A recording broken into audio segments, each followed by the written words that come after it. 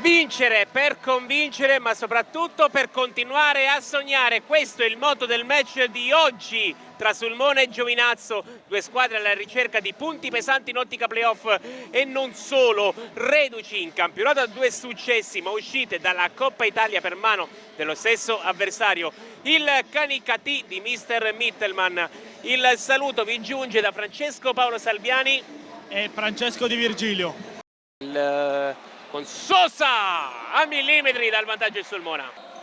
Sosa Santoro, Marlon Severo, il triangolo si chiude, il vantaggio è del Sulmona.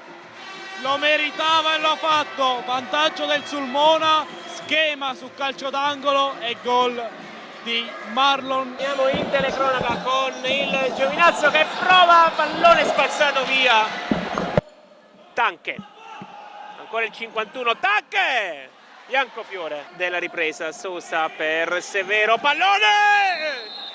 E stava per rifarlo Marlon Severo, Melao, Palumbo, bellissimo, e poi il pallone che entra in rete per il pari, firmato Di Fonso, Sulmona 1, Defender Giovinazzo 1.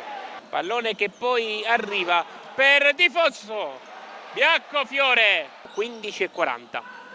Liviero anticipa un avversario, Liviero a un passo dal 2-1 il Sulmona.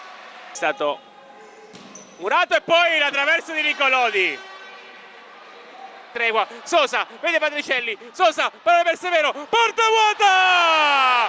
Iuri Di Matteo, vantaggio del Sulmona. Come dici sempre, this is futsal, questo è il futsal. Parlo, occhio. Poi pallone che filtra e arriva il pari, ancora Di Fonso, 2-2. Controfinta, pallone che poi può diventare buono per Di Benedetto contro Biancofiore,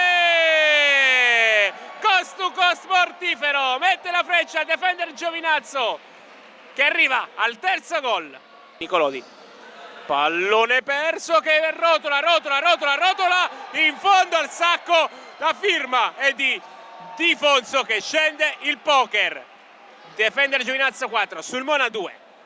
Jacopo Ricci al centro, arriva il gol del 3-4, c'è speranza per Sulmona.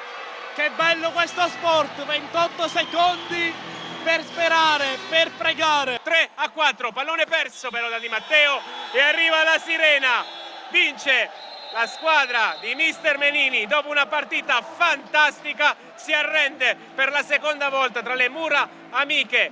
Il quintetto del presidente Cicerone, stravolti i giocatori biancoverdi, stravolti i giocatori biancorossi, ma per l'ennesima volta una partita di grande futsal.